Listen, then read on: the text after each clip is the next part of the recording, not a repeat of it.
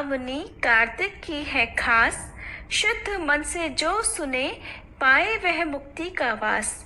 धर्म का दीप जलाइए प्रेम सुमन बरसाए, 7वें दिन की कथा सुन मोक्ष द्वार खुल जाए।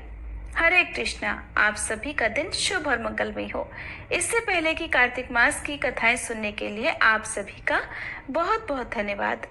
अगर आपने इससे पहले के अध्याय नहीं सुने हैं और आज आप पहली बार हमारे चैनल पर इस कथा को सुन रहे हैं तो इस कथा को सुनने के बाद पिछले सभी अध्याय भी जरूर सुनिएगा। कार्तिक मास भारतीय सनातन संस्कृति में सबसे अधिक पुण्यदायी माना गया है और इस मास का हर दिन हर क्षण साधक को धर्म, भक्ति और मोक्ष के पद पर अग्रसर करता है।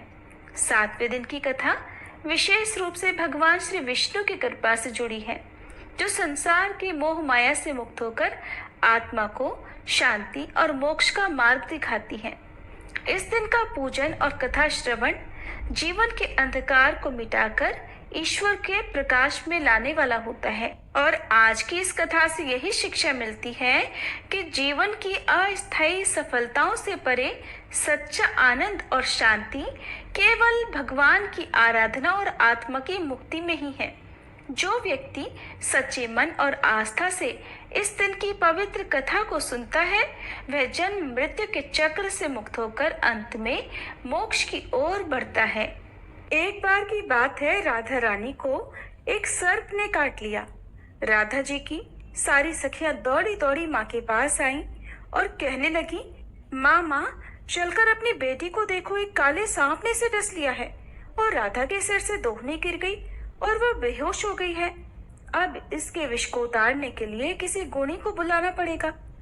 माँ ने सुना तो डर गई और रोते रोते राधा जी को अपने हृदय से लगा लिया। एक सखी कहने लगी, माँ यदि राधा जी को ठीक करना है तो श्री कृष्ण जी को बुला लाओ। अगर कृष्ण जी आ जाएंगे तो राधा जी तुरंत ही जीवित हो जाएंगी, क्योंकि श्री कृष्णा गारुणी हैं। तीनों लोकों में उनसे श्रेष्ठ कोई नहीं है। सूरदास जी बता रहे हैं कि राधा रानी को ठीक करने के लिए आज कृष्ण जी को बुलाया जा रहा है। अब राधा रानी की सखियां कृष्ण जी की मैया यशोदा के पास आईं और कहने लगी, मैया तुम्हारा कृष्ण सांप के विष को मंत्रों से उतारने वाले गारुणी हैं। आप अपने पुत्र को हमारे साथ भेज दो। राधा रानी को काले सांप ने डस लिया है। मैया यशोदा ने सुना तो सुनकर मुस्कुराने लगी कि अभी थोड़ी देर पहले तो राधा मेरे घर आई थी। राधा रानी की मूर्छा के मूल कारण को समझकर मैया यशोदा चुप हो गई और सखियों को अपने हंसने का कारण नहीं बताया। अब मैया यशोदा कान्हा जी को पुकारने लगी, कहने लगी, कान्हा राधा के यहाँ कीर्ति नाम की ग्वालिन तुम्हें बुलाने आई थी, तुम वहां चले जाओ। सुना है राधा को काले सांप ने डस लिया है और तुम कब से गारुणी बन गए लल्ला, जल्दी जाओ और उसका विष झाड़ दो। माँ ने मन ही मन मुस्कुराकर कहा, कृष्ण सुना है तुम कुछ ऐसा जंत्र मंत्र जानते हो कि काले सांप का विष उतर जाता है। अब भगवान श्री कृष्ण जी गारुड़ी बनकर वहां आ गए। जब वृषभानु सुता राधा ने सुना तो मन में बड़ी प्रसन्न हुई कि श्री कृष्ण तो आज मेरे द्वार पर आए हैं और अपने आप को राधा रानी धन्य समझने लगी। प्रेमवश वह एकदम मुरझा गई और राधा जी की आंखों से प्रेम के आंसू झरने लगे। राधा को इस प्रकार देखकर माँ भी व्याकुल हो गई। वे समझने लगी कि राधा के एक एक अंग में विष का गहरा प्रभाव हो गया है और अब तो माँ रोती व्याकुल होकर इधर उधर फिर रही हैं। वे अपनी पुत्री को बार बार गले लगाती हैं और फिर राधा रानी की दशा देखकर पानी पानी हो रही हैं। श्री कृष्ण के आने की खबर पाकर माँ दौड़ कर आई, कान्हा जी के पैरों को पकड़कर कहने लगी, हे मोहन, मेरी लाडली बेटी राधा बहुत ही व्याकुल है, कृपा करके इसे ठीक कर दो। माँ चाहे जो समझे, लेकिन प्रेम पूर्ण हृदय के प्रेम भावों को तो श्री राधे रानी और श्री कृष्ण दोनों ही पूरी तरह से समझ रहे हैं। तब श्री कृष्ण ने कुछ झाड़ फूंक शुरू कर दिए और राधा जी को स्पर्श किया। जैसे ही उन्होंने राधा जी को स्पर्श किया तो एकदम से किशोरी जी यानी श्री राधा रानी ने आंखें खोल दी। श्री कृष्ण जी वास्तव में बहुत बड़े कारुणी हैं। शरीर का विष तो उन्होंने झाड़ दिया, लेकिन मन और सिर पर प्रेम का जादू कर दिया। अब राधा रानी ने होश में आकर अपने नेत्र खोले और आगे श्री कृष्ण को देखा तो बस एकटक निहारती रही। फिर लाज से एकदम खड़ी होकर अपने वस्त्रों को संभालने लगी। फिर राधा रानी ने अपनी माँ से पूछा, माँ आज क्या है, सब लोग यहाँ इकट्ठे क्यों हैं?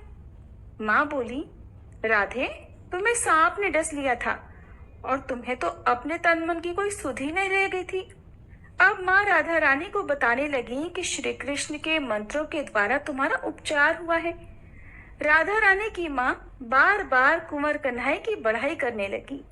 माँ ने श्री कृष्ण के मुख को चूमा, गले से लगाया और फिर अपने घर भेज दिया। वो कहती है कि मैया यशोदा की कोख धन्य धन्य है, जिससे श्री कृष्ण जैसे सुपुत्र का अवतार हुआ है। इन्होंने तो तुरंत ही ऐसा उपाय कर दिया कि मेरी बेटी को जिंदा कर दिया। अब माता मन ही मन सोचने लगी कि राधा कृष्ण की ये जोड़ी तो मानो भगवान ने सोच समझ कर बनाई है। ब्रज के घर घर में अब ये चर्चा चल पड़ी कि कृष्ण जी बहुत बड़े कारुणी हैं और भगवान ने इस तरह से और भी बहुत सारी सुंदर प्रेम लीलाएं ब्रज में की हैं। अब सुनिए आज का अध्याय। आप सुन रहे थे कि भगवान शिव और जलंधर के बीच भयंकर युद्ध हो रहा था। तो इधर उन दोनों के बीच में भयंकर युद्ध हो रहा था।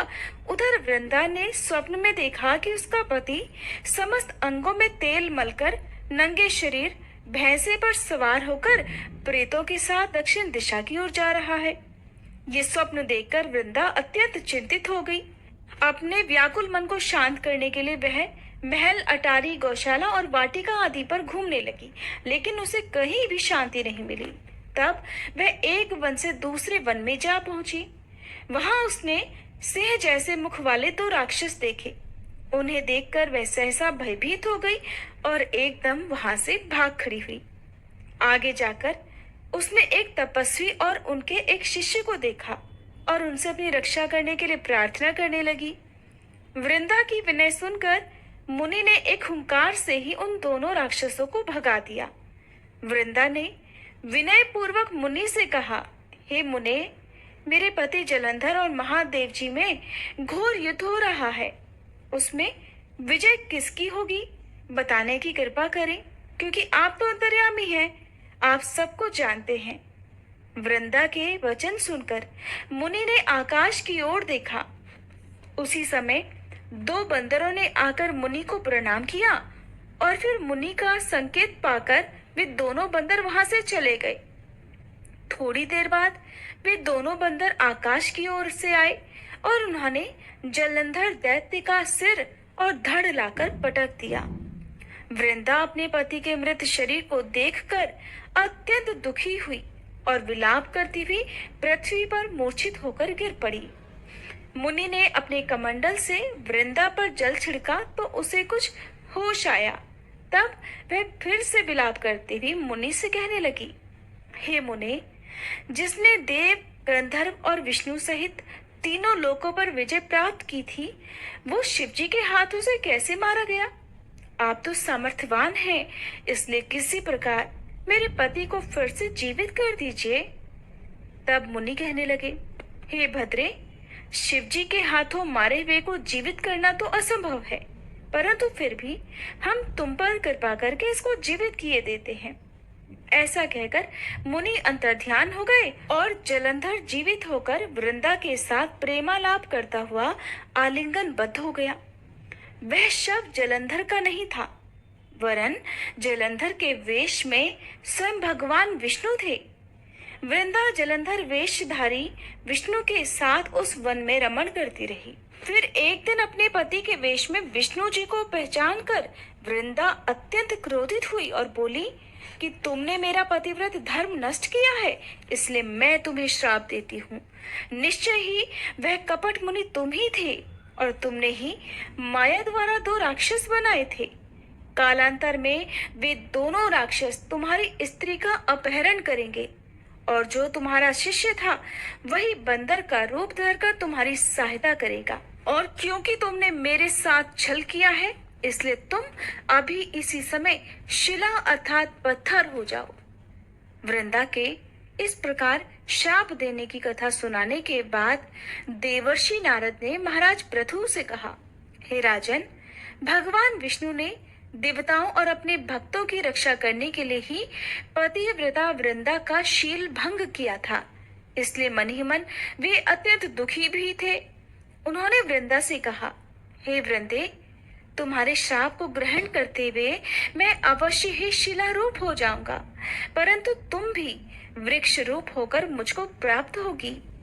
उसी समय वृंदा अपने पति के चरणों का ध्यान करके विष्णु जी के मना करने पर भी अग्नि में प्रवेश कर गई और शिला रूप में भगवान विष्णु वृंदा का स्मरण करते हुए उसकी चिता भस्म में लौटने लगे। उधर युद्ध क्षेत्र में जलंधर दैत्य राक्षसी माया द्वारा पार्वती का रूप धरकर शिवजी को मारने लगा। उसकी इस माया को देखकर शिवजी नीचे को मुख करके बैठ गए। यही उचित अवसर जानकर जलंधर ने शिवजी पर अनेक बाणों से प्रहार कर दिया। इस प्रकार शिवजी को संकटग्रस्त देखकर भगवान विष्णु तत्काल वहां आए और उन्होंने राक्षसी माया का शिवजी को बोध कराया। तब सचेत होकर शिवजी ने अत्यंत वेग से दैत्यों पर भयंकर बाण वर्षा आरंभ कर दी, जिससे भयभीत होकर शुंभ और निशुंभ भी युद्ध क्षेत्र से भाग खड़े हुए। तब शिवजी ने उनको श्राप देते हुए कहा, क्योंकि तुम युद्ध क्षेत्र से भागे हो, इसलिए पार्वती जी के हाथों से मारे जाओगे। इधर वृंदा का पतिव्रत धर्म भंग हो जाने से जलंधर का बल समाप्त हो गया था और भगवान विष्णु ने सुदर्शन चक्र अपने तेज सहित शिवजी को दे दिया था। तब शिवजी ने श्री हरि के तेज के साथ अपना और ऋषियों के तप और पतिव्रता स्त्रियों का तेज मिलाकर जलंधर दैत्य पर छोड़ दिया। सुदर्शन चक्र के प्रहार से अब जलंधर का सिर कटकर धरती पर गिर पड़ा। सिर और धड़ अलग होते ही जलंधर का तेज शिव में और वृंदा का तेज पार्वती जी में समा गया। देवताओं ने शिवजी की स्तुति करते हुए उनसे कहा, हे महादेव, जलंधर को मारकर आपने हम लोगों पर महान उपकार किया है, परंतु एक अनर्थ हो रहा है महादेव। वृंदा के पतिव्रत धर्म से मोहित होकर भगवान विष्णु तो निरंतर उसकी चिता भस्म में लौट रहे हैं। इसलिए हे महादेव, हे भोलेनाथ, आप कृपा करके इस विषय में भी कुछ कीजिए। तब शिवजी बोले, हे देवताओं, तुम सब भगवान की योग माया की शरण में जाओ, वही इस संकट को हरेगी। तब समस्त देवता योग माया की शरण में जाकर स्तुति करते हुए बोले, हे देवी, आप संपूर्ण जगत की उत्पत्ति, पालन और नाश करने वाली हो। सतोगुण, रजोगुण और तमोगुण आपसे ही उत्पन्न हुए हैं। आपकी माया को स्वयं ब्रह्मा जी भी नहीं जान सकते। ऐसी देवी को हमारा नमस्कार है। जिसके भक्त कभी अनादर और मोह को प्राप्त नहीं होते, ऐसी मूल प्रकृति को हमारा नमस्कार है। उस समय देवताओं ने आकाश में एक तेज पुंज देखा और आकाशवाणी भी सुनी। रजोगुण, सतोगुण और तमोगुण रूप गौरी, लक्ष्मी और सरस्वती मैं ही हूँ। इन्हीं तीनों रूपों से तुम्हारी सिद्धि होगी, इसलिए तुम उन्हीं की आराधना करो। फिर उन तीनों देवियों ने प्रकट होकर 3 बीज देते हुए कहा कि इन तीनों बीजों को जहां पर इस समय भगवान विष्णु हैं बोकर अपना कार्य सिद्ध करो। देवताओं ने तीनों बीज ले जाकर जहां पर वृंदा की चिता में श्री विष्णु लौट रहे थे वहां पर बो दिए। उन तीनों बीजों से 3 वृक्ष उत्पन्न हुए। रजोगुण सरस्वती से आंवला, तमोगुण गौरी से तुलसी और सतोगुण लक्ष्मी से मालती की उत्पत्ति हुई।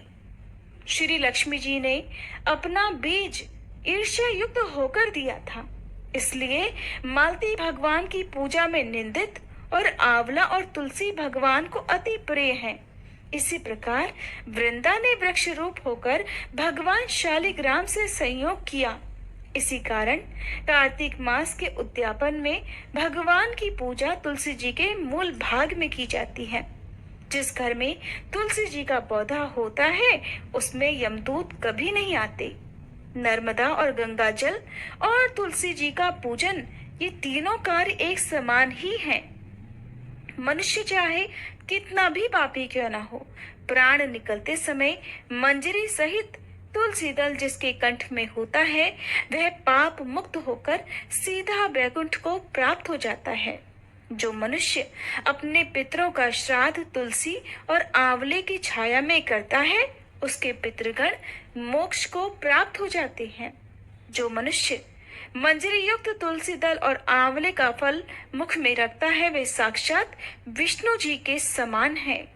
जो मनुष्य कार्तिक मास में रुद्राक्ष की माला धारण करता है वह धर्म अर्थ काम और मोक्ष को प्राप्त हो जाता है। तुलसी और आंवले का महात्म्य स्वयं श्री ब्रह्मा जी भी कहने में असमर्थ हैं। जो कोई श्रद्धा भाव से इस कथा को पढ़ता या सुनता है वह भी अंतकाल में मोक्ष को प्राप्त हो जाता है। इस प्रकार देवर्षि नारद महाराज पृथु को ये कथा सुनाकर कुछ क्षण के लिए मौन हो गए। इसके आगे का वृतांत आप अगले अध्याय में सुनेंगे। अब सुनिए श्री तुलसी चालीसा पाठ और तुलसी माता की आरती। जय जय तुलसी भगवती सत्यवती सुखदानी, नमो नमो हरि प्रेसी श्री वृंदावन खानी। श्री हरि शीश विरजनी देहु अमर वर अम्ब, जनहित हे वृंदावनी अब न करहु विलंब। धन्य धन्य श्री तुलसी माता, महिमा अगम सदा श्रुति गाता। हरि के प्राण हूँ से तुम प्यारी, हरहि हेतु कीन्हो तब भारी। जब प्रसन्न है दर्शन दीन हो, तब कर जोरी विनय उस कीन्हो। हे भगवंत कंत मम होहु, दीन जानि जानि छाड़हु छोहु। सुनी लक्ष्मी तुलसी की बानी, दीन हो श्राप कध पर आनी। उस अयोग्य वर मांगन हारी, हो बिटप तुम जड़ तनुधारी। सुनि तुलसी ही श्रव्योत ही ठामा, करहु वास तुहु नीचन धामा। दियो वचन हरि तब तत्काला, सुनहु सुमुखी जानी होहु बिहाला।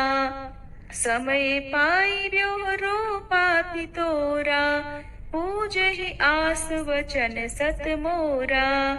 तब गोकुल मह गोप सुदामा, तासु भई तुलसी तू बामा। कृष्ण रास लीला के माही, राधे शक्यो प्रेम लखि नाही। दियो श्राप तुलसी तत्काला, नर लोक ही तुम जन्महु बाला। यो गोप वह दानव राजा, शंख चूर्ण नामक शिर ताजा। तुलसी भई तासु की नारी, परम सती गुण रूप अगारी। अस द्वै कल्प बीत जब गयहु, कल्प तृतीय जन्म तब भयहु। वृंदा नाम भयो तुलसी को, असुर जलंधर नाम पति को। कर अति द्वंद अतुल बल धामा, कीन्हा शंकर से संग्रामा। जब निज सैन्य सहित शिव हारे, मरहि न तब हर हर ही पुकारे। पतिव्रता वृंदा थी नारी, को न सके पति ही संहारी। तब जलंधर ही भेष बनाई, वृंदा ढिग हरि पहुँचो जाई। शिव हित लहि करि कपट प्रसंगा, कियो सतेत्व धर्म तो ही भंगा। भयो जलंधर कर संहारा, सुनी उर शोक उपारा। देह छड़ दियो कपट हरि तारी, लखि वृंदा दुख गिरा उचारी। जलंधर जस हत्यो भीता, सोई रावण तस हरहि सीता। अस प्रस्तर सम हृदय तुम्हारा, धर्म खंडी मम पति संहारा। यही कारण लहि श्राप हमारा, होवे तनु पाषाण तुम्हारा। सुनि हरि तुरत ही वचन उचारे, दियो श्राप बिना विचारे। लख्यो ना निज करतूत पति को, छलन चाहियो जब पार्वती को।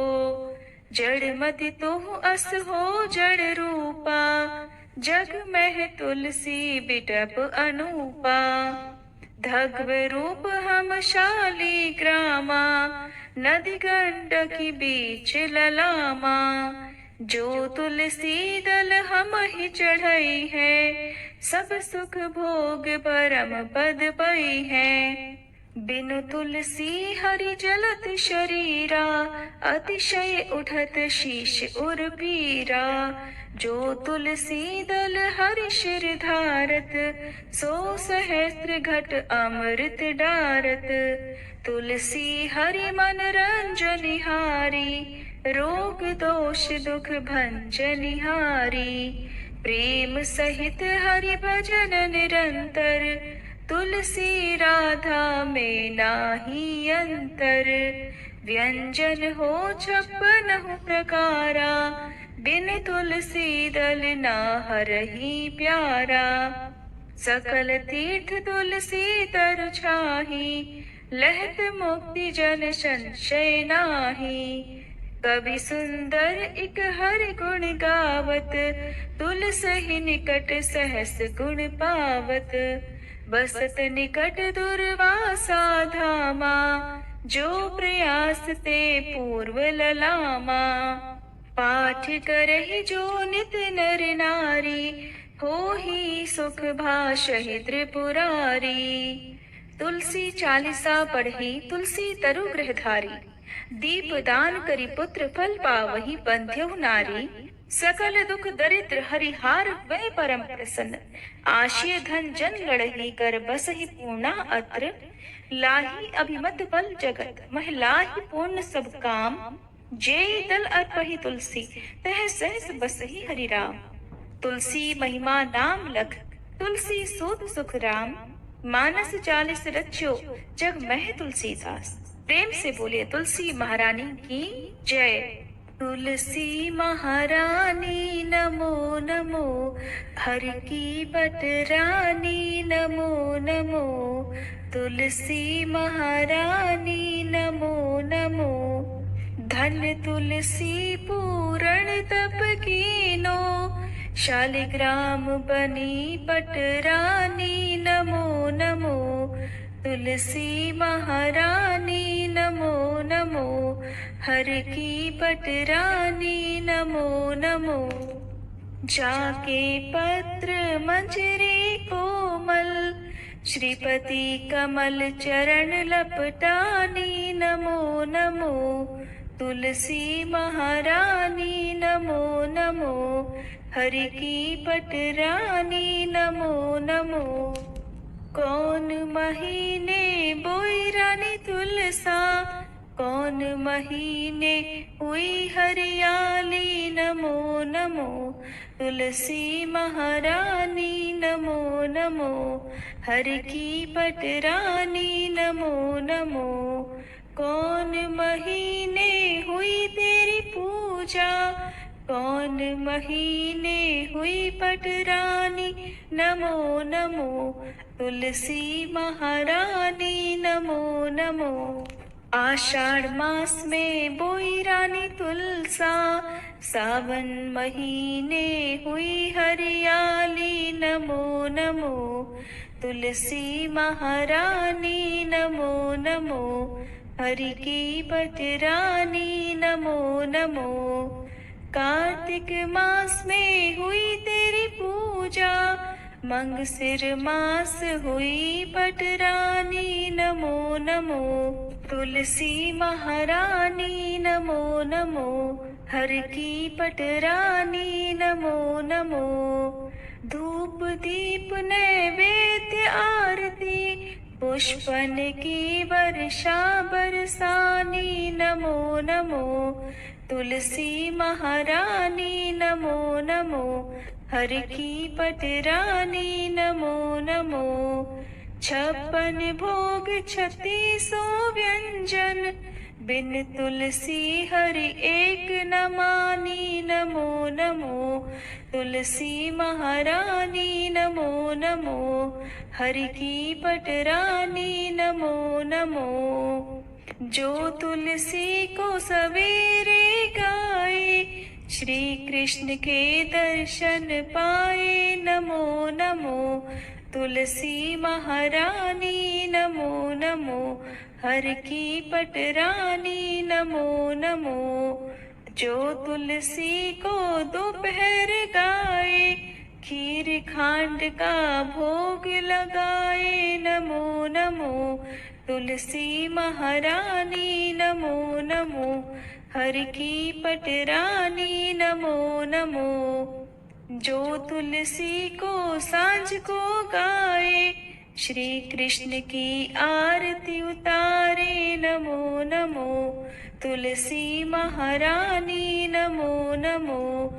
हर की पटरानी नमो नमो। जो तुलसी को रात को गाए श्री कृष्ण के चरण दबाए नमो नमो। तुलसी महारानी नमो नमो। हर की पटरानी नमो नमो। सब सखी मैया तेरु यश गावे भक्ति दान दी जय महारानी नमो नमो। तुलसी महारानी नमो नमो। हर की पटरानी नमो नमो। तुलसी महारानी नमो नमो। हर की पटरानी नमो नमो।